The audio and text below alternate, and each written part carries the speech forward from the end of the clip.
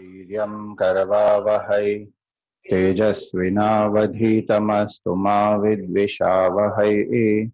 ॐ शान्ति शान्ति शान्तिः। ॐ सदाशिवसमारम्भां शङ्कराचार्यमध्यमाम् अस्मदाचार्यपर्यन्तां वन्दे गुरुपरम्पराम्। श्रुतिस्मृतिपुराणानाम् आलयं करुणालयं नमामि भगवत्पादं शङ्करं लोकशङ्करम्। शङ्करं शङ्कराचार्यं केशवं बादरायणं सूत्रभाष्यकृतौ वन्दे भगवन्तौ पुनः पुनः। समस्तजनकल्याणे निरतं करुणामयं नमामि चिन्मयं देवं सद्गुरुं ब्रह्मविद्वरम्। Hari Om, salutations to all. Wish you a very happy Janmashtami and Gokulashtami. Last night we celebrate the birth of Shri Krishna and today is the Gokulashtami. So we generally play the Dahi Handi and all those things happen today. Celebrations happen today after the birth of the Lord. So who is Krishna?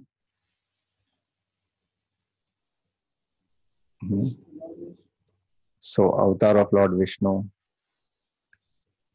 Krishna means one who is most charming and attractive. Akarshanat Krishna. And he is born as a dark blue boy in Vrindavan. He called a dark blue boy of Vrindavan, born in the jail in Mathura. And his whole life, what is the most attractive thing about Krishna?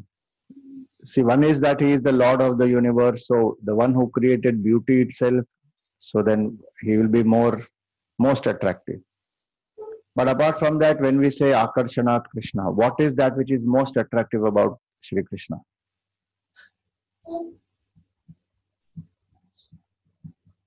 He accepts all as a model in any form, anyone. So that is the characteristics of any form of the Lord, that Bhagavan will accept everybody as Krishna. So that is the first aspect, most important aspect about that. That in and through all challenges of life, he was always smiling, joyful, happy, taking life as a sport. Did he have no problems in life? Or at every step he had problems in life? Every step he had problems only in his life. Before he is born also problems started. Because he is going to be born, his father and mother are jailed. Because he is going to be born, 6 siblings are killed. And his own uncle is trying to kill him. And his own parents, he is born and he is only to tell the parents, you take me and drop me in Mathura, in Gokul.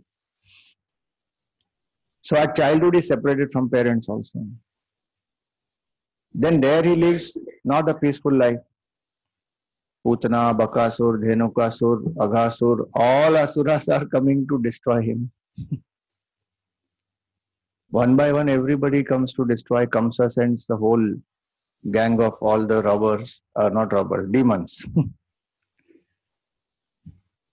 Just think, did he victimize himself? You say, no, but he is Bhagwan, how can he victimize himself? But then he could have chosen a, rosy path for himself. But amidst all the challenges he went through, he kept smiling through the whole time.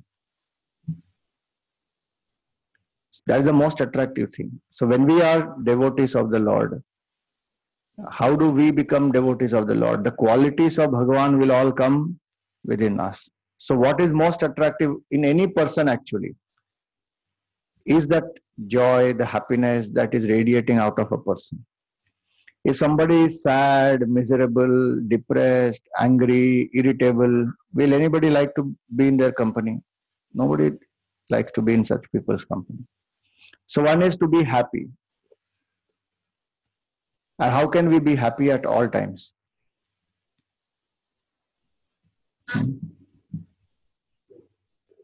Accept and go ahead. Accept and go ahead. Surrender, accept. They are the means. Whatever life brings, if I learn to accept as the prasad of Bhagavan, that this has come, I surrender to let thy will be done. And I give my best. If these two I remember, that whatever I am doing, I give my best, dedicated to the Lord. And whatever I get, I accept that it has come from the Lord. Then one will be happy. So that is one most attractive aspect about Krishna, that he is always happy, joyous, smiling, never resisting life. Did we do mantra for sorrow? Have we done? I have not done. Equation for sorrow. Time-tested equation for sorrow. Guaranteed formula. Insistence plus resistance is equal to sorrow. You can try this next week. Insistence plus resistance is equal to sorrow. 100%. Guaranteed formula, it will work. This has to be like this only. If I insist, then sorrow. Then should we not expect anything in life? You can expect, but you cannot insist. Expectation, no problem. Insistence, big problem. And resistance, why it is like this? It should not have been like this. It should have been like that. So insistence and resistance brings 100% sorrow. So then what is the formula for happiness? Because it's more important to know the formula for happiness, not sorrow. Formula for happiness is acceptance plus independence is equal to happiness. When I learn to accept things as they come, and I learn to be independent, not dependent on anything, because dependence creates sorrow. Early morning, I depend on sleep, comfort, then sorrow. If I have no dependence, I get up, come. FVC class 6:30 next week onwards. Okay, Swamiji, we will come. No, very difficult to do. We'll do by webinar. From the bed in Narayana pose.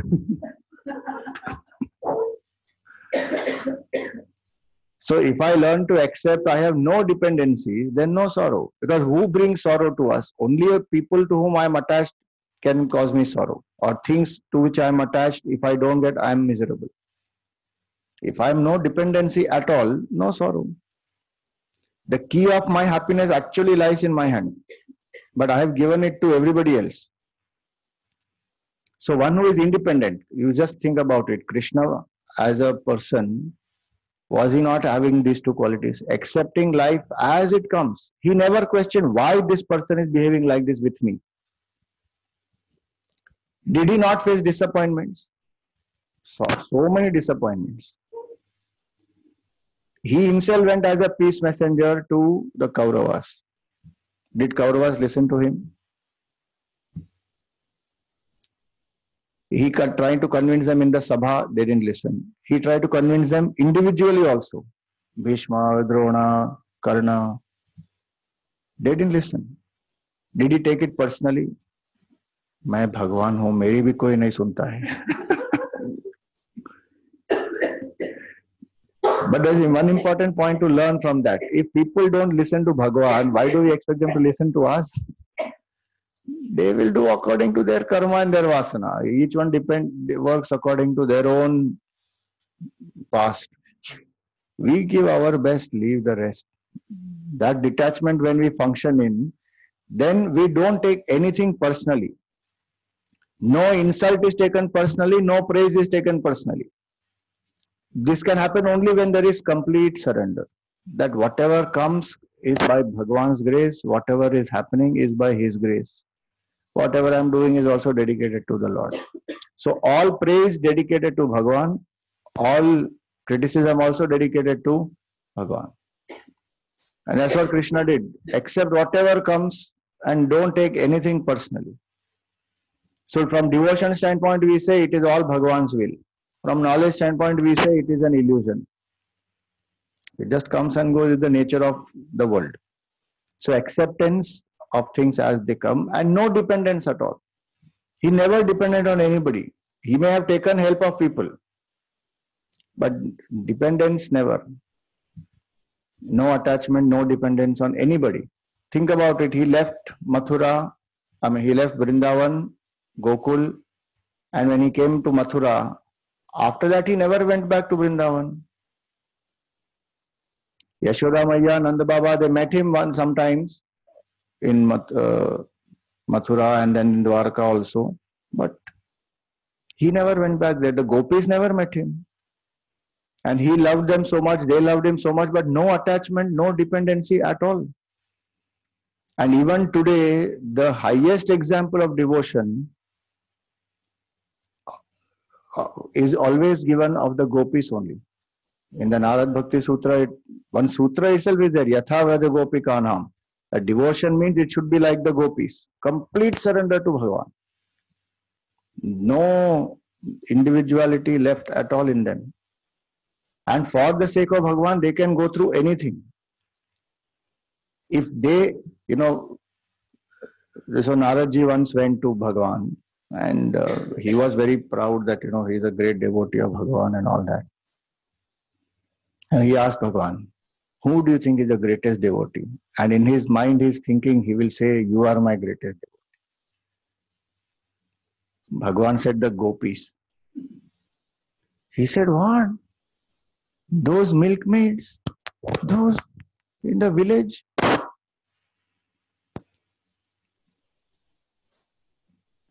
He was very disappointed. But he can't argue with Bhagavan. Bhagavan said they are the greatest devotees.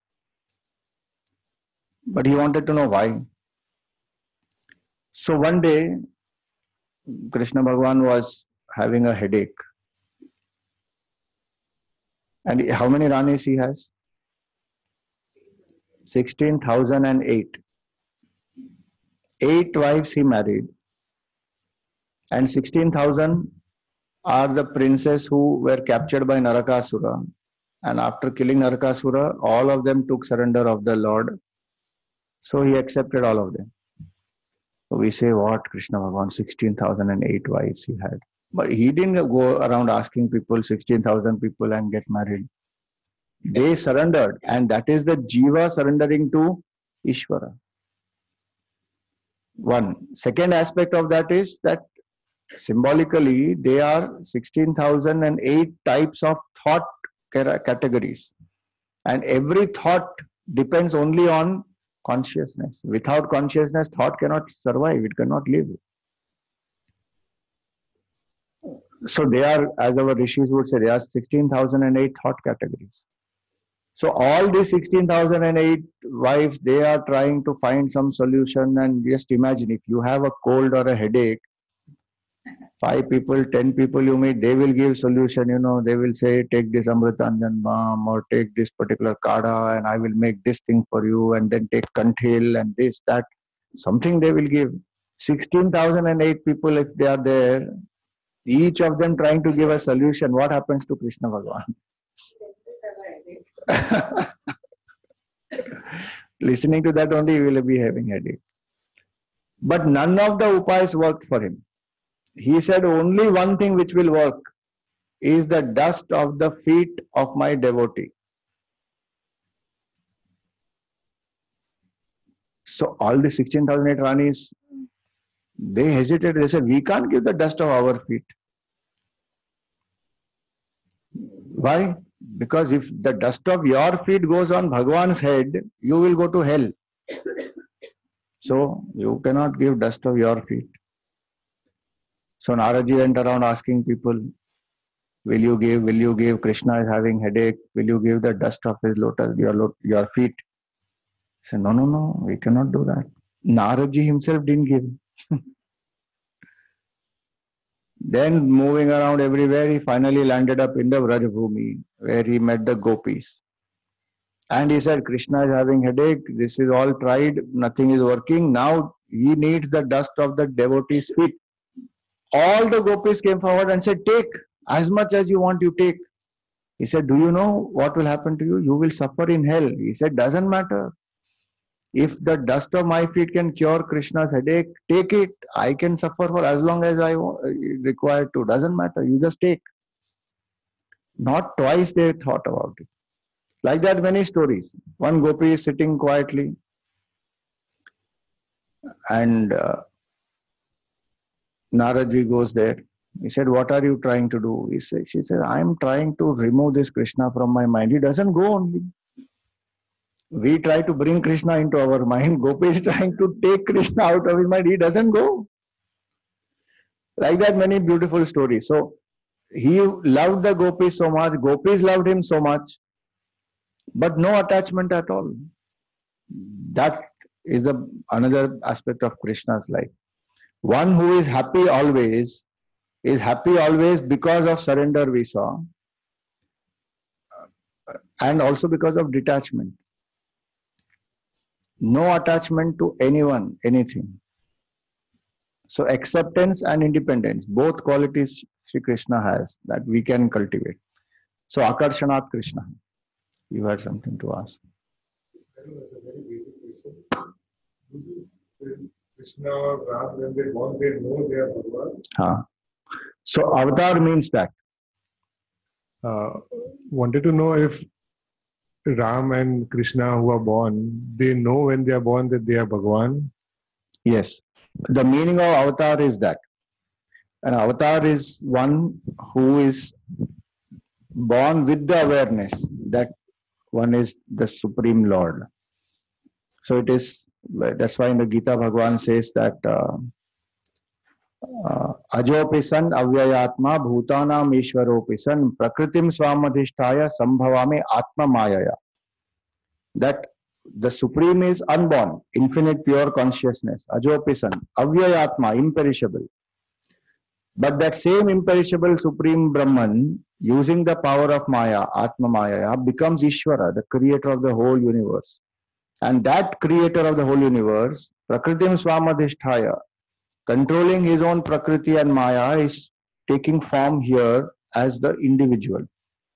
So that Lord knows that I am the divine Lord, the creator of the whole universe. And so that's the difference between Bhagavan and us. Between Jiva and Ishvara, that's the difference. Put that off. So Jiva is born helplessly because of the past karma. Jiva is born because the Jiva is ignorant of one's own self. I don't know who am I. And Jiva is born, lives for a certain span, exhausting karma, and while exhausting, collects more karma and again is reborn. So Jiva is caught in the cycle of birth and death. But Ishvara is not caught in the cycle of birth and death. Ishvara is not born because of past karma. Ishvara is born because of his own will. And Ishvara knows full time that he is Ishvara. In whichever avatar it is, Matsya avatar, Kurma avatar, any avatar it is. Literally the meaning of the word avatar is to come down. Avatarati, to come down. From the state of imperishable, pure, changeless consciousness, the Lord has come down to this form in the world. For what? Bhagavan's avatar is for Jeev's Uddhar.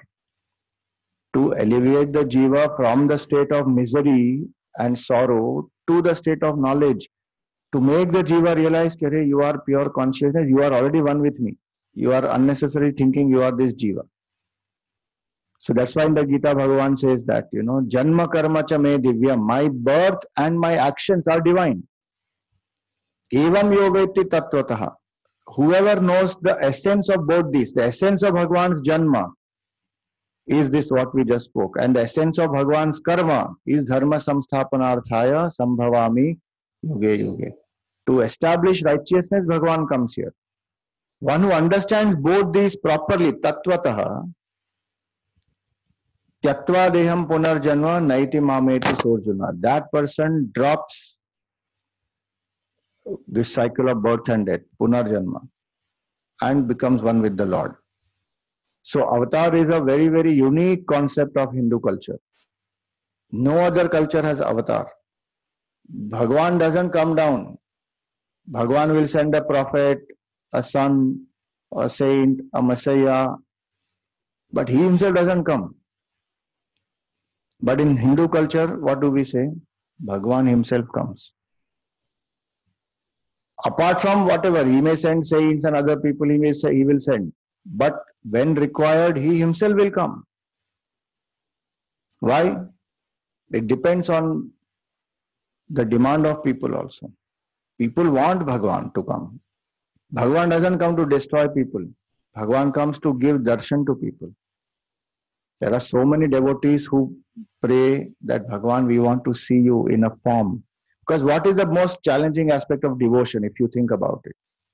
That Bhagwan is intangible. Human beings and objects and things, they are tangible. You can see, you can relate. There are qualities and then there is connection, then one is able to relate. Now, Bhagwan is invisible, infinite consciousness. Now, how to connect to that Bhagwan? We forget the Lord because of that. So the devotees pray that, please, Bhagwan, you come take a form. Because then we can connect with you. We can have one relationship. There is a bond, and human relationship and human emotions then finally bring about surrender, and then person realizes oneness with the Supreme. So for the majority who demand the darshan of the Lord, Bhagwan takes avatar. And depends on the different types of avatars also. One is the Adhyatmik avatar, where Bhagwan is in the hearts. He takes avatar in the heart. The devotee realizes oneness in the heart. Other is outside, one takes an avatar. Like all these avatars, what we have, Dashavatar and more than that also. Then there is Amsha avatar. Only a part of the glory of the Lord will manifest, not the full glory. So in Matsya avatar, only some part will manifest. Narsimha avatar, some part will manifest. Krishna is called as Purna avatar. All the 16 kalas are manifested by Krishna in this avatar. One is called Avesh avatar. It will come only for some time. That the Narsimha avatar is Avesh avatar. One is called Nitya avatar. The saints are the Nitya avatar. They are in the world at all times. Or Bhagavatam is a Nitya avatar. So Bhagavan is in the form of the Bhagavatam in the whole world. So there are different types of avatars. And that's the beauty of our Sanatana Dharma, that infinite Supreme Lord will manifest. And it doesn't depend on majority. What does it depend on? Intensity. Prahlad wanted Bhagavan to manifest. And for that one boy, in the entire kingdom of Hiranyakashipu, he is the only one devotee. Everybody else is forced to chant Hiranyaya Namaha, Hiranyaya Namaha. But Bhagavan came for that one devotee. So avatar happens for one person or for the majority, but the demand has to be there. And when the righteous people are not able to live dharma, in spite of the best efforts, then to help them, paritranaya sadhunam is the first thing that he says. Then comes vinashaya cha dushkritam. So when that Bhagavan takes avatar, then that both objectives he fulfills. Dharma samsthapanartha. And how does he do dharma samsthapana? He does dharma samsthapana by giving Brahma Jnana or self-knowledge, establishing the vision of oneness. Dharma samsthapana doesn't happen by, starting a new dharma. Did Ram and Krishna start a new dharma? No. I'm not saying we should not start a new dharma. If the need of the hour is there, one may start also. That is not a problem. But dharma samsthapana doesn't mean start a new dharma, propagate a new dharma, or to destroy somebody of other dharma and enforce your dharma. No. Dharma samsthapana happens when there is vision of oneness. Because the source of all dharma is the vision of oneness. Because what is the true dharma? The greatest dharma in this whole world is love. And when will love arise in our heart? When there is oneness. When I see oneness, then love arises automatically. So the vision of oneness, that all of us are one pure consciousness, Brahman, appearing in these forms, is the highest vision of oneness. We can look at ourselves as human beings, that is one level of oneness. Or as living beings, that is another level of oneness. But highest is, we look at ourselves as infinite beings who are appearing here in both sentient and insentient forms. Akhanda mandalakaram vyaptam yena characharam. That knowledge one who gives is the Supreme Lord, and he establishes dharma by ensuring this knowledge is revived. Why? Because from this knowledge of vision of oneness comes love. From love comes all the duties. When we love somebody, we want to do something for them. So duties also means dharma. And when we love somebody, we will follow good values. So all the good values, whether it's honesty, integrity, love, compassion, forgiveness, they all also follow from the sense of oneness. So if it is my child, I will do all the good things not towards the child because I love the child. I will do my duty. I will follow values. So vision of oneness leads to love. Love leads to values. Values leads to duties. This is how Dharma Samsthapana is done.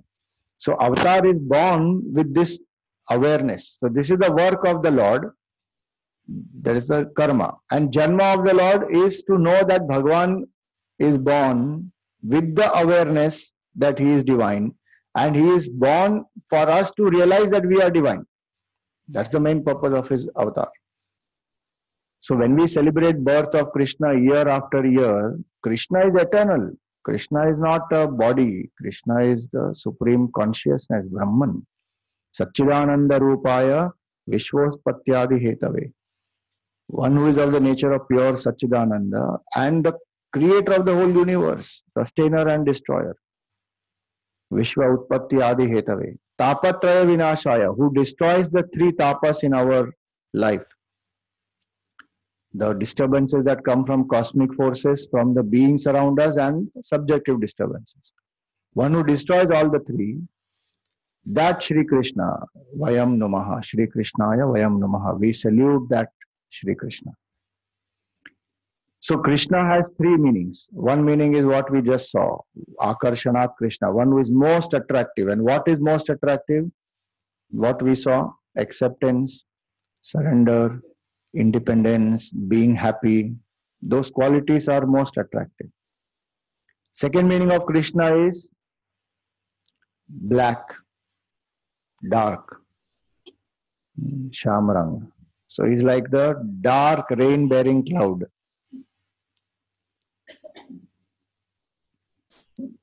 Rains, no? One craves for rains. When water is not there, you see, so much of environmental changes are happening is very risky. So many lakes are drying up. So many places there is no water. By next year, the groundwater will be gone. In many places, Chennai, Bangalore, Delhi, no groundwater. And all this depends, in spite of all our technological advances and everything, we still depend on rain, no? Life cannot go on without rain. Krishna is a dark rain-bearing cloud who provides life, nourishment, nurturing to everybody. That is one meaning. And second meaning is one who is, when is the rain valued so much? When there is drought, when there is no water, then one values that rain much more. And when there is drought, what happens? The ground becomes hard, dry, parched, it starts cracking up. Our heart is like that. When bhakti is not there, no, our heart is hard, dry. There are some people who are intellectual, so-called intellectual, hard-hearted, no compassion, no love for the Lord, nothing. Dry philosophy, bas. Or not even philosophy. They are very dry, materialistic completely, but no awareness if Bhagwan exists and everything happens by Bhagwan's grace, nothing. So heart is very dry. One who reigns the reign of love and devotion and makes that soil fertile, that is Krishna. He reigns his grace in our heart. So Akarshanat Krishna, and Krishna means the black color, Shyamarang, and Krishna also means Karshayati, one who plows. When the rains fall, then what does the farmer do? He puts the seeds and then he plows. The soil must turn upside down and then the seeds are put and again little bit of plowing is done, properly it goes and then it starts growing, sprouting. So Krishna is one who is like a farmer. He plows our heart, makes it fertile and sows the seeds of knowledge, the vision of oneness, and then that tree grows with the fruits of moksha, liberation. And what is the juice of that fruit? The juice of that fruit is supreme bhakti, devotion. So that Shri Krishna's birth is what we celebrate here. So Krishna is not just an avatar of Bhagavan. Krishna is also a great, we say, no? Vasudeva Sutam Devam Kamsa Chanura Mardanam Devaki Paramanandam Krishnam Vande Jagat Gurum. He is a great Guru, Jagat Guru of the whole world. We celebrate him as the Guru, we celebrate him as the Lord, we celebrate him as every role that he played, as a great leader, as a great reviver of culture, Dharma, Sanatana Dharma. As an individual, the different roles that he played also. And what humility he had. The Lord of the universe, think about it, how to learn humility from him. The Lord of the universe, when he was made the charioteer, he had no qualms about it. Yeah, how can you make me charioteer? He took up the role of a charioteer. And as a charioteer, he played the role to perfection. Arjun tells him, place my chariot between the two armies. He places. And every night, what does Bhagavan do? People go to bed after a long day's war. They are tired, exhausted. They go to bed. And what Krishna Bhagavan does, 18 days of the war, every single night, he used to bathe the horses, take out their arrows, apply medicine, press their feet. The Lord of the universe is pressing the feet of the horses. Why? Because they have run the whole day. Their legs are paining. And they have to run again the next day. So he presses the feet of the horses. That's the humility of Sri Krishna. Dignity of labor. He sets the example there that nothing is small. That Supreme Lord of the universe, just think, he became a cowherd boy or not? If the mother says, go take the cows into the forest, he takes. He doesn't say, you tell somebody else, Main Bhagwan hu. Don't you know I showed you in my mouth the whole world? How can you tell me to take the cows? If somebody tells us to do something, no, ye kar do, one big ego rises in our mind. How can you tell me to do this? But Lord of the universe says, okay, I have to take the cows, I will take. I have to press the feet of the horses, I will do. When he goes to the house of Vidur, the wife of Vidur is so overwhelmed looking at Sri Krishna, and she is taking the plantain, peeling the plantain, throwing away the plantain and giving the skin. And Bhagwan is eating that. He doesn't say, "Arey pagal ho kya? Kya de rahi ho? Dekho to sahi." Nothing. He eats. When we say, no, along with great power comes great responsibility. Krishna is the example of, with greatest power is the greatest humility. Look at his example. What he does. Goes as a Shanti Dut. You see, Will any king go as a messenger? Kings will never go as a messenger. He is the king of Dwarka. He is the king of the whole world. He is going as a Shanti Dut of the Pandavas. Sudama's feet. He washes the feet of Sudama. That Sudama is his friend. Which friend washes the feet of another friend? No friend will wash feet of another friend, because friends are supposed to be equal, na? And Sudama is a Brahman. He is poor. He doesn't have any wealth, nothing. And Krishna doesn't stop him. Just see the treatment Dronacharya got from Drupad and Sudama got from Krishna. What an amazing Bhagavan. So that's the humility of Bhagavan. So that's another thing that makes us most attractive, is humility. That when we learn to be humble, the meek and the humble are the one who go through life properly. Generally, we think humility is a weakness. And if we are humble, people will exploit us. Actually, because we are not humble, people exploit us. Because our ego blinds us only. A humble person is very open, very clearly one can see what is right, what is wrong, who is manipulating whom. Very clear. I always give example. Shakuni was never the well-wisher of the Kauravas. He was what they call as Astin ka Saap. He was like that. Staying there with the Kauravas, he plotted the entire downfall of the Kauravas, and Duryodhana and Dhritarashtra could not become aware of it at all. Because they are blinded by their own ego. No? They can't see that this man is actually manipulating. Why did he do that? Because Gandhari was forced to marry Dhritarashtra, who was a blind person. Bhishma went with the army there, that if either the girl marries Dhritarashtra or I will attack. This was insulting, naturally. So Shakuni is sitting there, plotting the downfall of the entire Kauravas. And Gandhari is aware. You just see the beauty of this. Gandhari can very clearly see, because she is not blinded by her ego. She is telling Dhritarashtra, send him back to Gandhar. He is sitting here to plot the downfall. He is a wicked person. He is not a good influence. Send him back. His own brother, her own brother it is.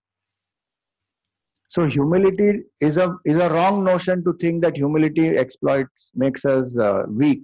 Humility is the strength actually. It will make us more smart and alert. What makes us weak is actually the ego. And in Mahabharata you see everywhere, whoever had ego, they fell. Vidur was most humble or not? Nobody could take Vidur for granted. He was very clear and he stood for righteousness. A humble person who steadfastly remains rooted in dharma cannot be exploited. These are beautiful qualities we learn from Krishna. He is a combination of humility plus smartness. Nobody could take Krishna also for a ride. Fantastic person. And strategy, what all strategy, Bapre. People can't think about it. Also, those strategies he will have. Why? Because the mind is not preoccupied. Out of the box, one is able to think. So Krishna as a leader, if you take, so many beautiful leadership qualities are there in Krishna. Today, which they are saying, innovation, out of the box thinking, and lateral thinking. Krishna had solid lateral thinking. So one has to appreciate the Lord in all different aspects. So today we celebrate the birth of this Supreme Lord, that how he was born in the jail in Mathura. Now, why is Bhagavan born in the jail? Because our heart is like a jail, very dark. Our own ego has imprisoned us. Our buddhi, Vivek Shakti is Vasudev. Vasudev, sorry, not Vasudev. Vasudev is Vivek. And Devaki is the Bhakti. Vivek and Bhakti, sharp intellect, subtle intellect is Vasudev. And pure mind is Devaki. Both of them are imprisoned by whom? Kamsa, the ego. Ego imprisons both. And that ego has to be destroyed. Bhagwan is born by the grace of the Lord. Bhagwan takes an avatar there because in a sharp intellect and a pure mind, Bhagwan will be born. And when Bhagwan is born, what happens? Automatically the chains breaks.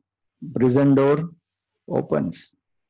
And it is said when Bhagwan was there in the womb of Devaki, she was like the eastern direction from where the sun rises, no? How it becomes so bright.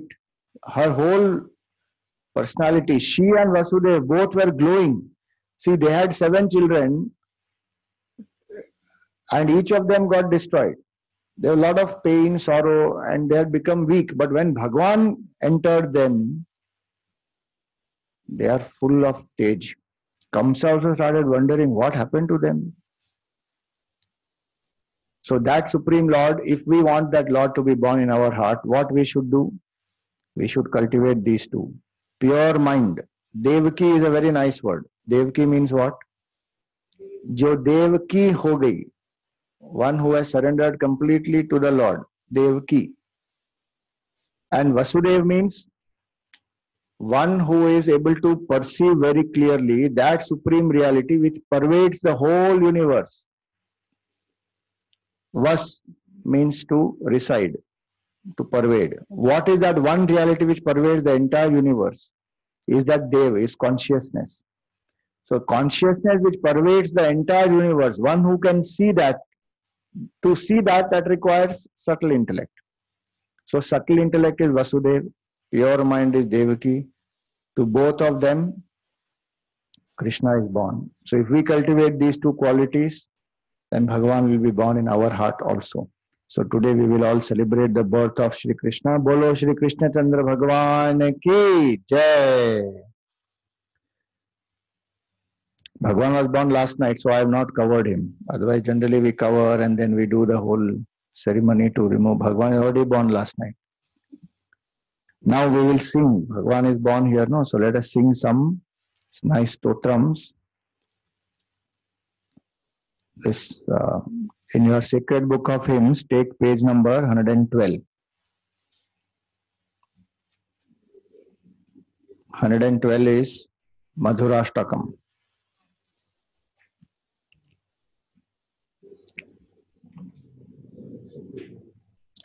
You can take from behind them in that box. Just share if you have not brought.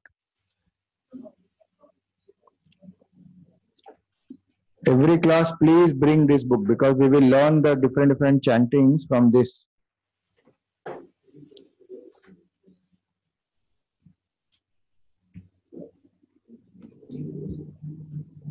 And don't leave it here like your school. Take it home, bring it, because at home you can chant. It's meant for sadhana. 111, Madhurashtakam. 12 is English one, 11 is the Sanskrit one. So Vallabhacharya ji wrote this very beautiful one, that every aspect of Krishna's life is full of sweetness, madhurta. So repeat after me 2 paragraphs and then we'll do together. Adharam madhuram vadanam madhuram nayanam madhuram hasitam madhuram Madhuram hasitam madhuram hridayam madhuram gamanam madhuram hridayam madhuram gamanam madhuram madhuradhipaterakhilam madhuram madhuradhipaterakhilam madhuram vachanam madhuram charitam madhuram vachanam madhuram charitam madhuram vasanam madhuram valitam madhuram vasanam madhuram valitam madhuram chalitam madhuram Brahmitam madhuram chalitam madhuram brahmitam madhuram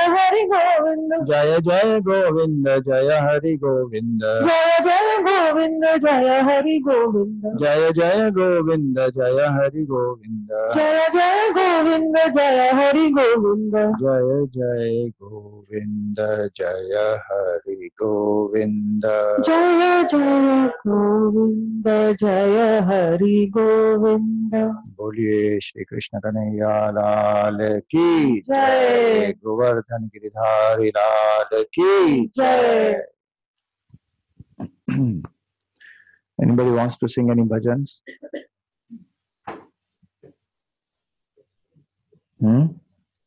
Please sing. Huh?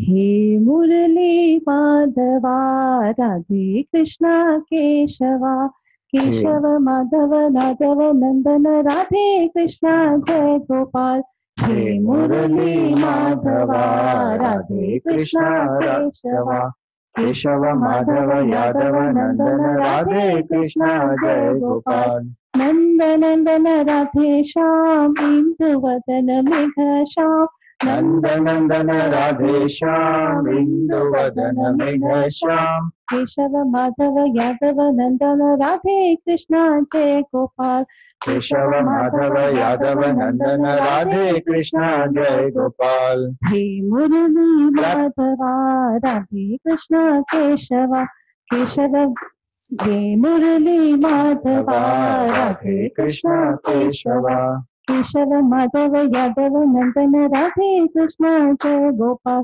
Indu Madhav नंदन राधे कृष्णा जय गोपाल इंदु वदन राधे श्याम इंदु वदन राधे श्याम इंदु वदन राधे श्याम इंदु वदन राधे श्याम केशव माधव यादव नंदन राधे कृष्णा जय गोपाल केशव माधव यादव नंदन राधे कृष्णा जय गोपाल हे मुरली माधवा राधे कृष्णा केशवा केशव मुरली माधवा राधे कृष्णा केशवा केशव माधव यादव नंदन राधे कृष्णा जय गोपाल केशव माधव यादव नंदन राधे कृष्णा जय गोपाल केशव माधव यादव नंदन राधे कृष्णा जय गोपाल केशव माधव यादव नंदन राधे कृष्णा जय गोपाल श्री कृष्णचंद्र भगवान की जय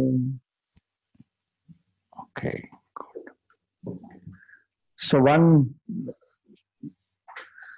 thing that I want to announce today is that Janmashtami is today, and one of the beautiful things that Bhagavan did for us is he gave the Gita to all of us. So Gurudev wanted us to know the Gita well. He was the Gita Acharya in that sense.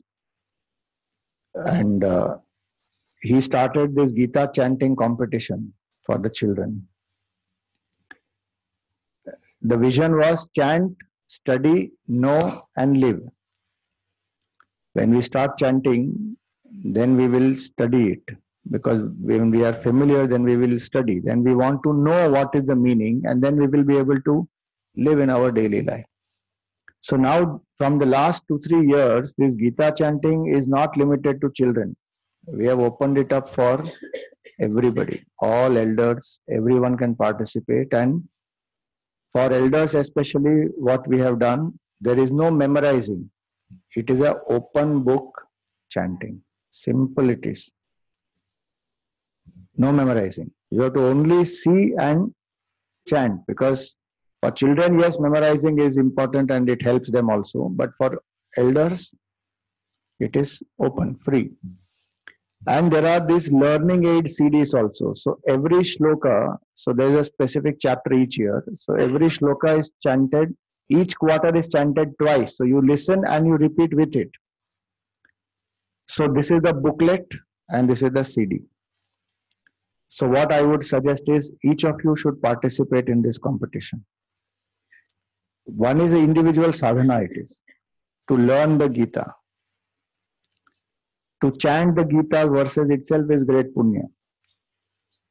And once we chant, we understand, then to live it, that transforms our whole life itself. So this is a form of the Gita chanting. Please take part. And there are two levels of competition. First level is the elimination round, and then the second level is the area level round.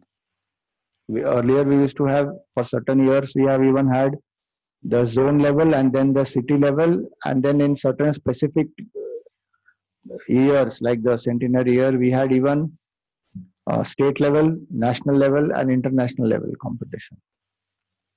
Lakhs of children participate. So elders, we should start, because if our children know chanting and we don't know, then that is a problem. If you don't understand the meaning and we chant, it's perfectly fine. No problem at all. No issue at all. Perfectly fine. Meaning is given also in this.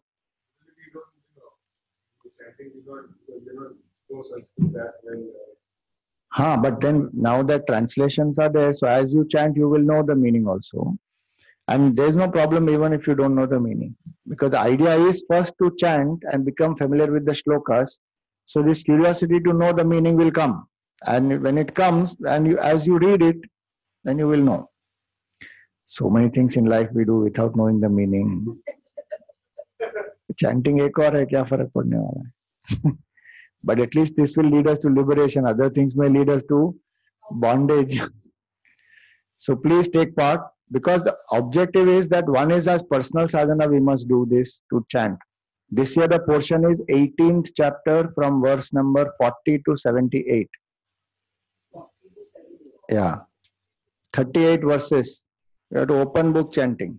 Simple it is.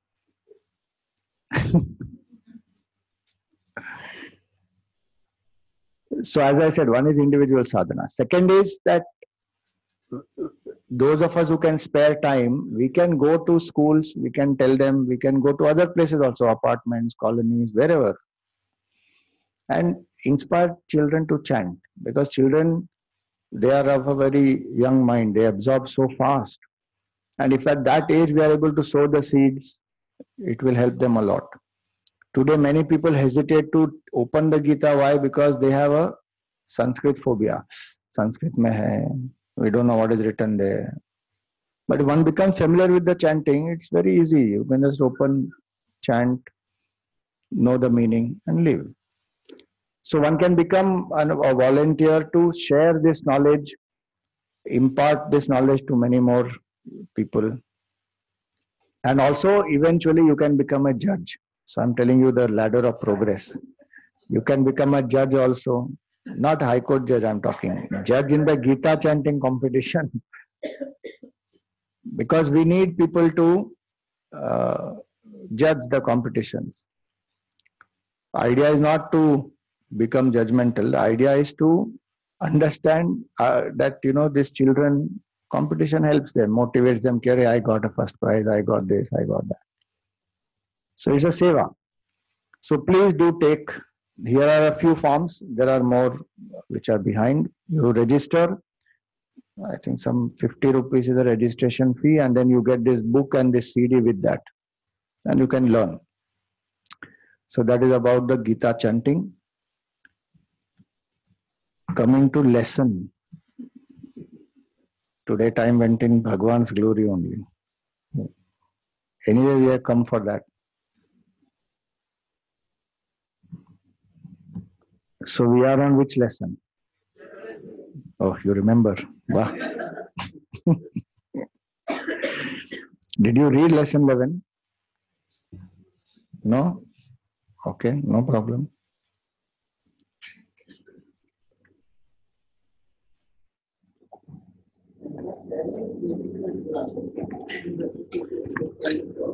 Little challenging. No, it is difficult. By oneself, it may be little difficult. That's why I said if you read and come, there's a proper, little more background, and then you'll understand better also. So, what does this say? The lesson begins by saying that though our nature is pure consciousness, infinite reality, we are not able to experience that. Why? Because of these vasanas, the inherent tendencies in us. These vasanas create the feeling of limitation that I am Mr. So and so, the perceiver, feeler, and thinker, this limited jiva. And this limited jiva then gets bound by various things in the world to seek happiness from there.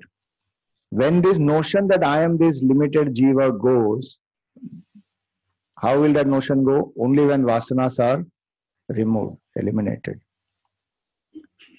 So these vasanas, this chapter is about this catharsis of the vasanas. One part of the chapter is that. So our personality, one is the body with which we perceive the world. The other is the mind. Now this mind, generally we call it as mind, but in Vedanta we distinguish it between as mind and intellect. So mind is called the objective mind, intellect is called subjective mind. So through the senses we perceive this whole world. And the mind, objective mind, perceives the world through the senses and various knowledge and impressions, everything one gets. What happens is, when one is perceiving this world, there is one layer of vasanas, ego and egocentric vasanas they are. These vasanas color the perception. So suppose one sees, let us say, some cake. Will everybody be tempted to eat the cake? No. Each one has their own different set of vasanas. So somebody is tempted, somebody is not tempted, somebody has an aversion also. So each one's response is based on their vasanas. And as we perceive this world influenced by the vasanas, when we act out of that impulse of vasanas, then we are creating further vasanas. So there is a divide between the subjective mind and the objective mind, which is the layer of the vasanas. The thicker the layer is, the more is the division. So though I may know many things, like example is, let us say, smoking.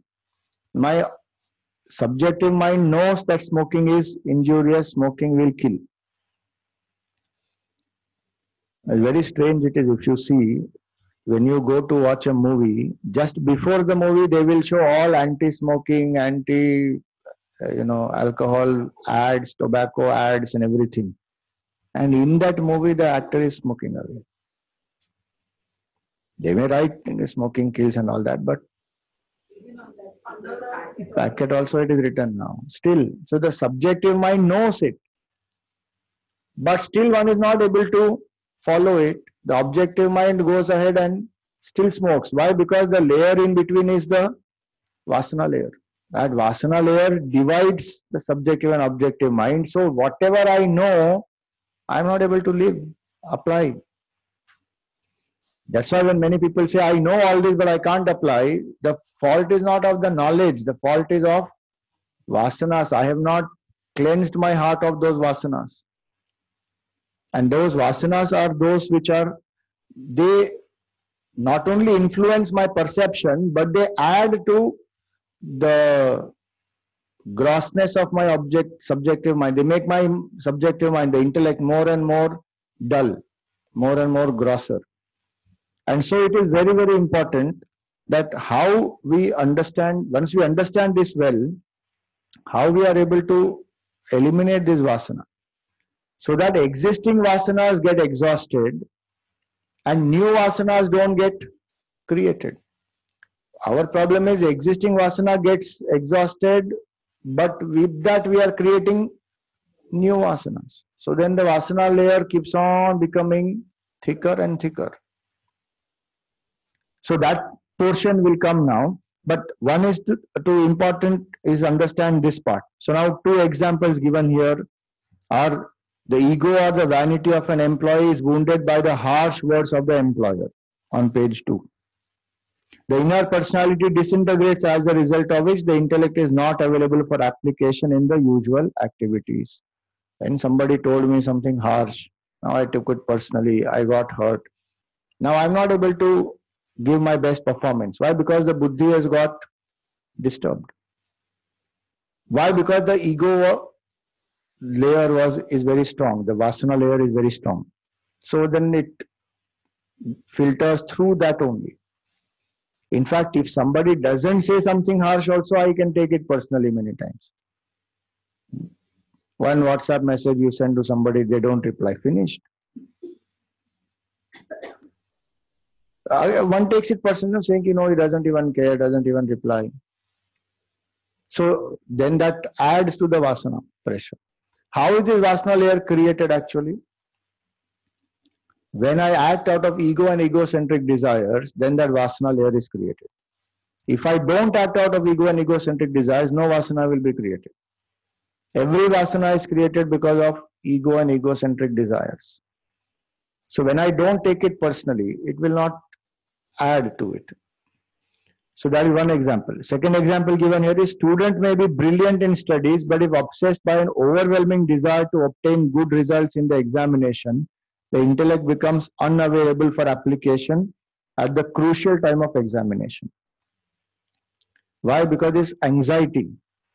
Again, anxiety is because of ego and egocentric vasana, that I have to succeed at any cost. Without that, I will not be able to, I don't feel good, I am not successful, people don't recognize me. So one has built an expectation in the head. See, the psychological expectation is not a problem. But again, as I said, it is the insistence which becomes the problem, that this has to happen like this only. Then these egocentric vasanas, they become thicker and thicker and thicker.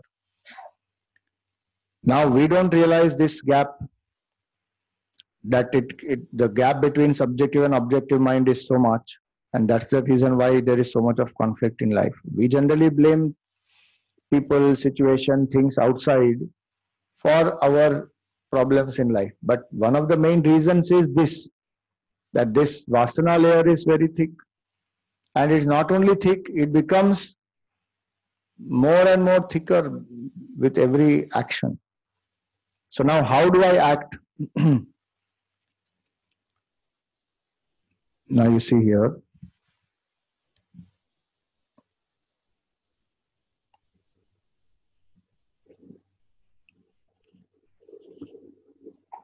the example given on page 3 is the example of the dust and the mirror.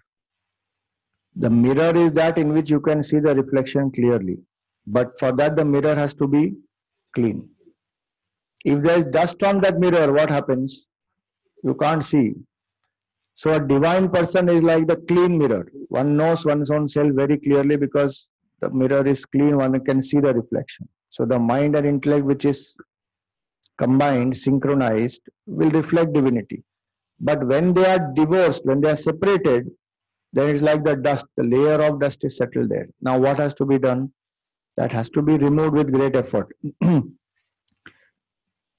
So if it is just a few, just a few days, then it maybe just you can even blow it off. If it is for many days, then the dust has settled on it. One has to rub it a bit. But if it is months together, there is dust, there is oil, it becomes very sticky. It takes so much more effort, maybe soap water or whatever required to clean it up. So it is in the same way, the quality of the vasanas and the quantity of the vasanas. There are different layers which are there.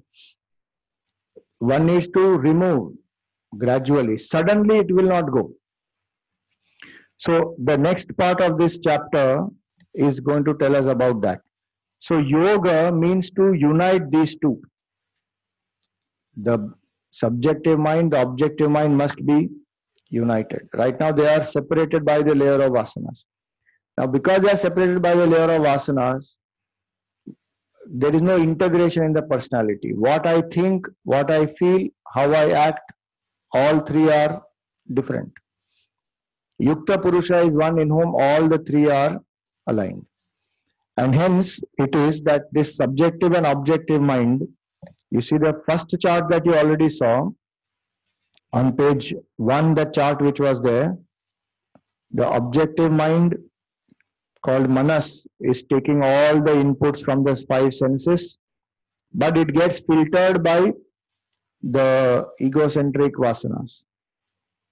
And then the subjective mind gives the responses. But each time the perception happens, that subjective mind becomes more and more granulated with the vasanas. And the response also is conditioned by that. Now the second diagram you see here is there is no layer of vasana in between. Subjective mind, objective mind are integrated.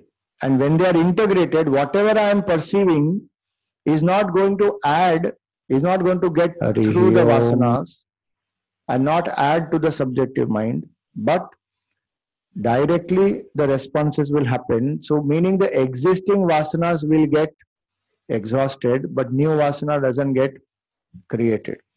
Now why this is important? Because only when the mind and intellect are together, steady contemplation can happen on the self. If the mind and intellect are not together, now mind and intellect being together means what? What I think about and what I feel about must be aligned. Meaning I must value the supreme self consciousness as well as I love that consciousness. Love and value, when they come together, then you see meditation will be steady.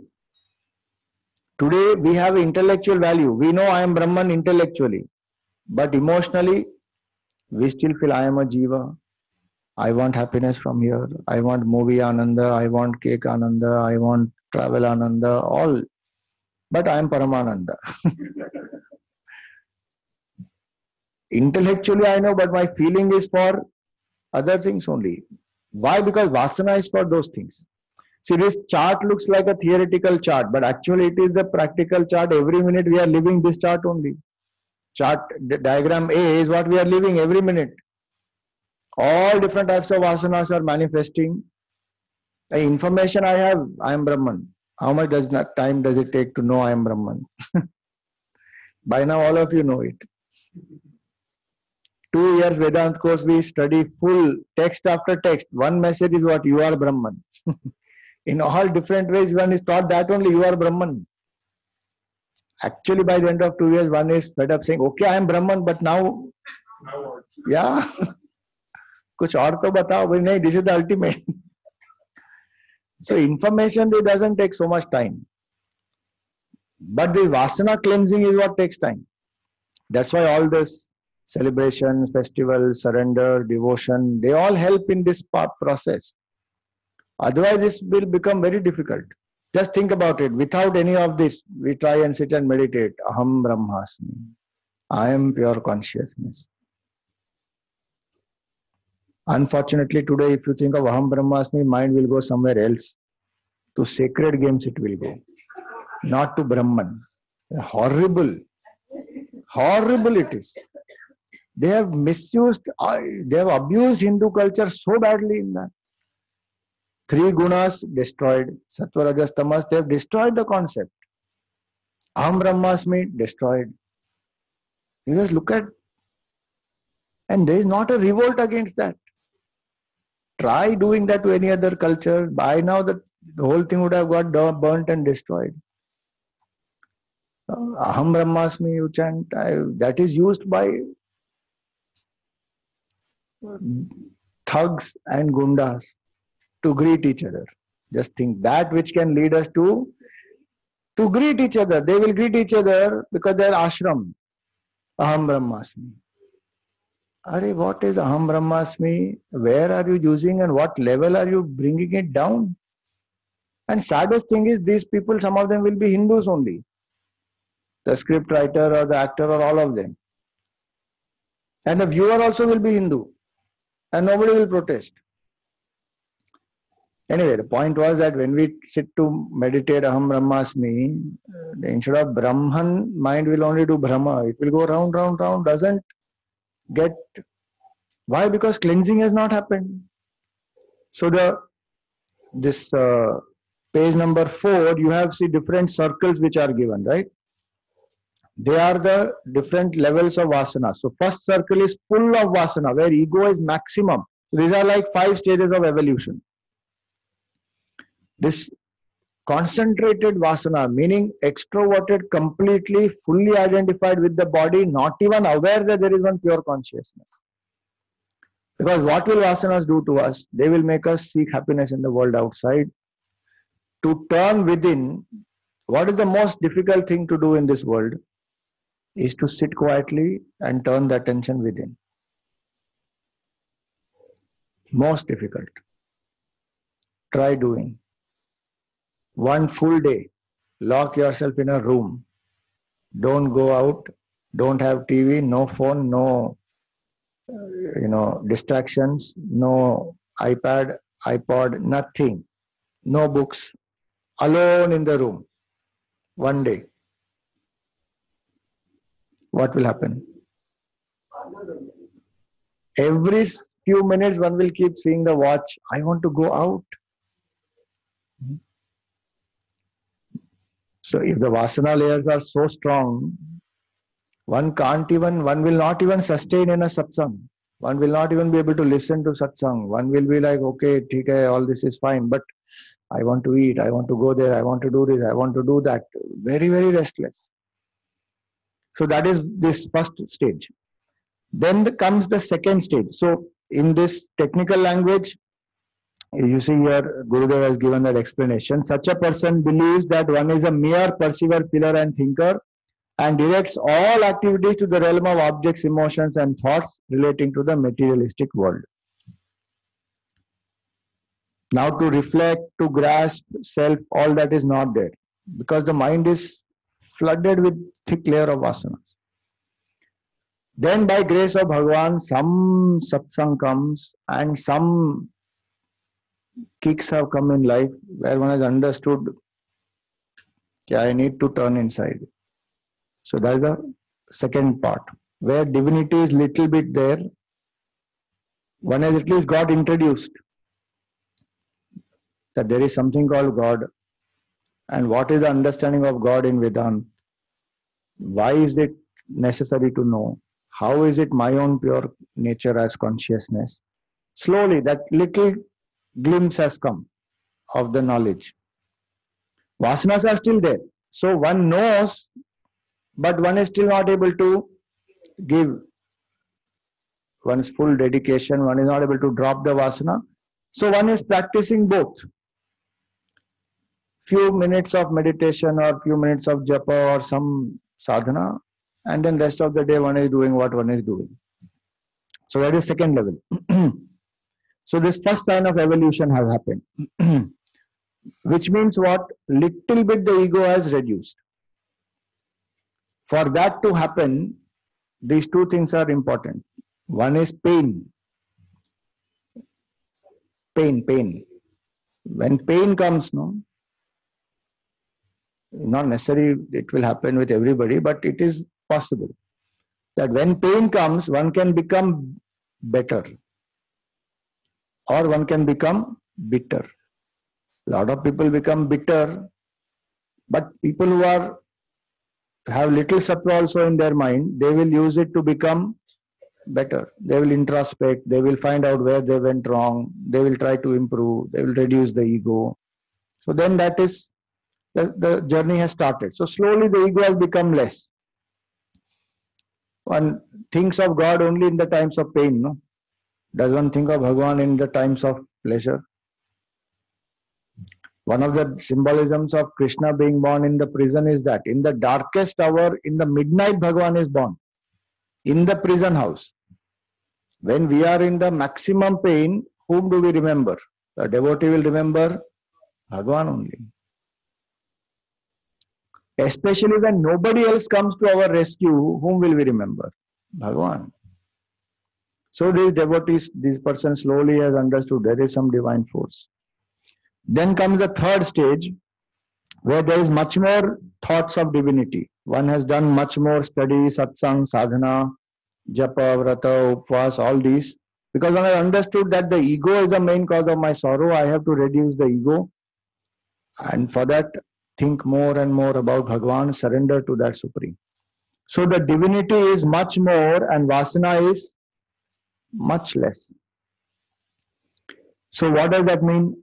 I am this body, I am this mind, I am the intellect. This identification has become much, much, much lesser.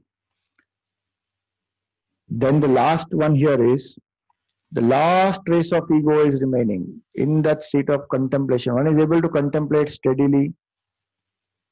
Why? Because ego has become absolutely minimum. And the steady contemplation on the self finally destroys the last, this circle which is boundary. That also goes. Then what does one realize?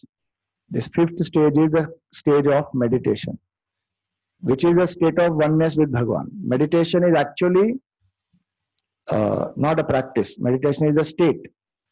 In the write-up, there's a little bit of confusion, where meditation is explained as the art of maintaining the mind focused on a single thought. But actually, if you see the diagram, this circle which was there, earlier there were two circles. First one has two circles and shows the thick layer of vasana. Then the second one has thinner circle, outer ring, yeah.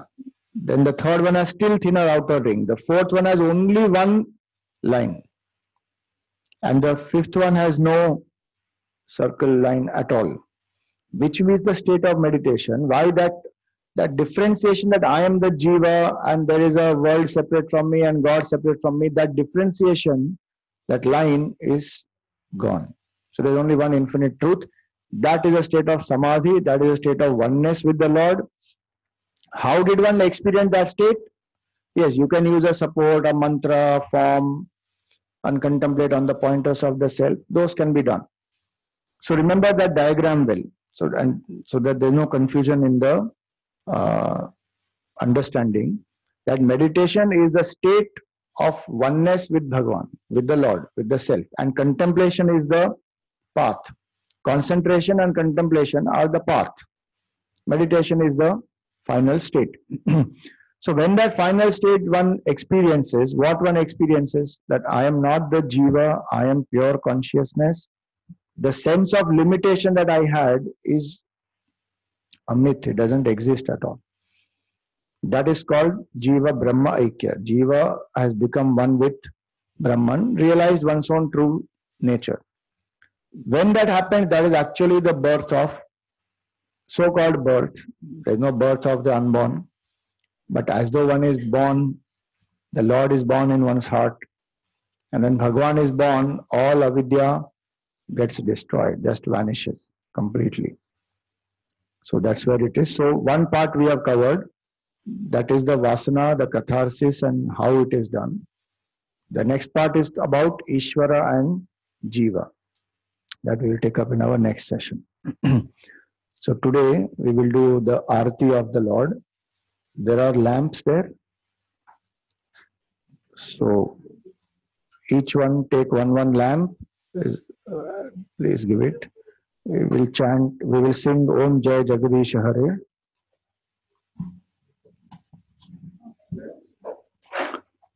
If you don't know, then it is there in this book, page 239. Om Jai Jagadish Hare, Swami Jai Jagadish Hare, Bhakta Jano ke Sankat, दास जनों के संकट क्षण में दूर करे ओम जय जगदीश हरे जो ध्यावे फल पावे दुख बिन से मन का स्वामी दुख बिन से मन का सुख संपत्ति घर आवे सुख संपत्ति घर आवे कष्ट मिटे तन का ओम जय जगदीश हरे माता पिता तुम मेरे शरण पड़ू मैं किसकी